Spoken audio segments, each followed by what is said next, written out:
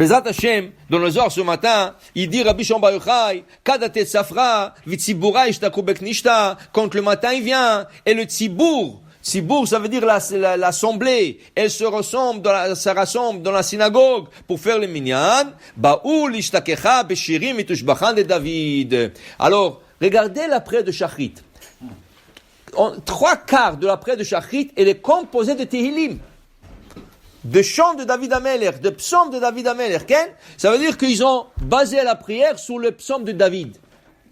Tu as le psuket d'Izimra, il y a à la fin, Ashrei Shebetecha, au début, à la fin, Ashrei Shebetecha, et l'Amnatseach Mizmor le David. La majorité de notre prière de Shachrit, elle est composée avec le Tehillim. Il dit ici pourquoi? Vaokimna disidura ihu lita'ara rechimu le'ela vitata. Parce que le psaume de David, ça fait réveiller la miséricorde dans le ciel. Le psaume de David. La takana tikuni ou la tara chedva. Et ça fait aussi des tikunim. Ça fait des élévations spirituelles. Da beginda levae mita'are lita'ara rechimu chedva d'Ella. Vous savez que chaque fois qu'une personne venait au Beth Amikdash avec un sacrifice, il y avait là-bas 15 escaliers. Sur les 15 escaliers, il y avait des lévis. Il y avait des cinquantaines, centaines de lévis. Et ils avaient tous des harpes, des violons, de cymbales, toutes sortes de choses. Et quand une personne emmenait son sacrifice, eux, ils jouaient. Ils jouaient la musique et ils chantaient le chant de David, le Tehillim. Le Shem Mishimuel, un des grands Rebbe, il dit, il était impossible pour une personne d'entendre le chant de Lévi et ne pas faire Tchouva sur place. Il pouvait être le plus grand rachat au monde.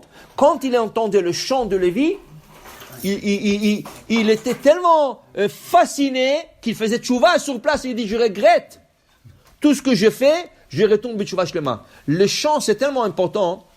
C'est un monde. Il y a dans le ciel un monde de chants. On dit que des fois, il y a de choses qu'on n'arrive pas à voir dans ce monde que par une chanson. Quand tu chantes, il y a une porte qui s'ouvre là-bas et c'est là-bas que ta prière rentre. Okay? Il y avait en Israël un rav, un grand kabbaliste qui s'appelait Rabbi Israël Najara. Rabbi Israël Najara. Il était au temps du Harizal. Ce rav-là, il connaissait le voix du ciel de la musique. Il connaissait le voix du ciel de la musique. Okay? Chaque vendredi soir, quand il chantait à table le Shabbat, okay? Il voyait sur sa fenêtre des dizaines et des centaines de pigeons blancs qui venaient. Un Shabbat, il chantait, et au milieu de son chant, il voyait que tous les pigeons sont envolés, qui n'était pas normal. Ils sont envolés. Il dit, c'est bizarre, qu'est-ce qu'il y a ce Shabbat? Le lendemain, à la prière de Shabbat, quand il est parti voir le Harizal, qui était à Tzfat, là-bas à la prière, il lui a dit, Rabbi, vous savez, il y a quelque chose de très bizarre. Chaque vendredi que je chante, il y a des pigeons qui viennent. Des pigeons blancs, ils viennent. Et ce Shabbat-là, exceptionnellement, ils sont envolés. Le Harizal, qui était un grand kabbaliste, il dit, tu sais pourquoi? C'est vrai qu'hier, tu avais un peu chaud. Il faisait un peu chaud. Tu as roulé ta manche. Quand ils ont vu ta main, ils ne voulaient pas rester là-bas. Ils sont envolés. Je t'explique maintenant. Tu ne vas jamais rouler ta manche, même si c'est... Tu sais pourquoi? Tout ça, c'est des malachim. Tous ces pigeons-là, ce n'est pas des pigeons. C'est des anges. Ils viennent t'écouter. Mais ils ne peuvent pas voir ton bras. Alors, il faut que tu gardes ton bras couvert. Le Shabbat d'après, ils sont revenus. Un grand sultan, un roi turc, il a entendu de lui, de Rabbi Israël Najara, il a appelé, il adorait la musique. Il lui dit, s'il vous plaît, chantez-moi quelque chose. Il a dit, ok. Il regardait sa montre, il lui a dit, dans 5 minutes. Il dit, prenez votre temps. 5 minutes après, il lui a fait quelque chose, il lui a fait moelle. L'autre, il s'est évanoui. Quand il s'est réveillé, il dit, waouh, tu m'as sorti l'âme du corps avec ton chant. Il faut que tu me chantes quelque chose d'autre. Il dit, pas de problème. Il regarde sa montre, 3 minutes. Il dit, prends ton temps. Il lui a chanté une autre chanson, l'autre il s'est évanoui encore. Il lui a dit, tu m'as mis dans Gan Eden. Il dit, mais dis-moi, j'ai besoin de poser une question. Chaque fois que tu regardes ta montre, qu'est-ce qu'il y a?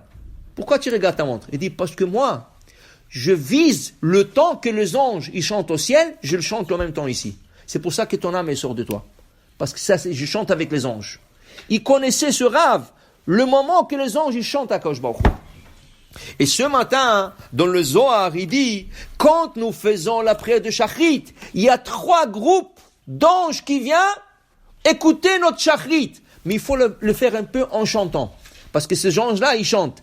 Mitkaneshe telat masharian malachei ilae, des malachim élevés, ken? Et il vient pour t'écouter, faire ton Shachrit. Ken? Le premier groupe, c'est le groupe qui chante à Kadosh Baruch Hu le jour. Qui veut dire quoi? Vous savez qu'il y a des anges qui chantent le jour. Il y a des anges qui chantent la nuit. Ou balayla shiru imi. Yomam yetzave Adonai hasdo. Ou balayla shiru imi. Il y a des anges qui chantent le jour. Il y a des anges qui chantent la nuit. Il y a des anges qui chantent une fois par jour. Il y a des anges qui chantent une fois par mois. Il y a des anges qui chantent une fois par année. Il y a des anges qui chantent une fois par 100 ans et par 500 ans et par 1000 ans.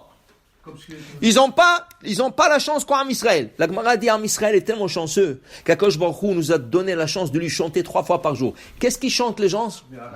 La Kedusha. Kadosh, Kadosh, Kadosh. Il y a des anges qui attendent 500 ans et 1000 ans pour chanter ça. Et nous, on a la chance de faire ça tous les jours. Alors voilà l'exemple de la Torah. Yaakov Avinu, il se bat contre l'ange. Et l'ange lui dit, lâche-moi, je dois monter. Il dit, pourquoi? Alors Rachid dit, parce que, il dit, ça fait déjà 138 ans, je n'ai pas chanté Hachem. 138 ans qu'il n'a pas chanté Hachem, cet ange. Il dit, si tu ne me lâches pas maintenant, je ne sais pas quand on m'a donné une deuxième chance. Il dit, non, tu veux partir? Kim berachtani, donne-moi une bénédiction. Donne-moi une bénédiction, je te lâche. Il n'avait pas le choix. Mashimcha, comment tu t'appelles? Yaakov. Il dit, tu t'appelles plus Yaakov. Israël Yeshemecha. Tu vas t'appeler Israël. Mais lâche-moi. Il a lâché. Pour te dire, il y a des anges qui attendent, qui chantent. Et nous, on a la chance, dit la Gemara. C'est pour ça qu'il faut être à la synagogue toujours, matin et arvit. Tu as 3 fois par jour, le matin 2 fois, et le mincha, la kedusha. On chante à Kadosh Baruch Hu, on nous donne la chance d'être proche de lui. Pour dire, c'est tellement important. Quand tu chantes à Kadosh Baruch Hu, le matin, le Shachrit, 3 groupes des anges.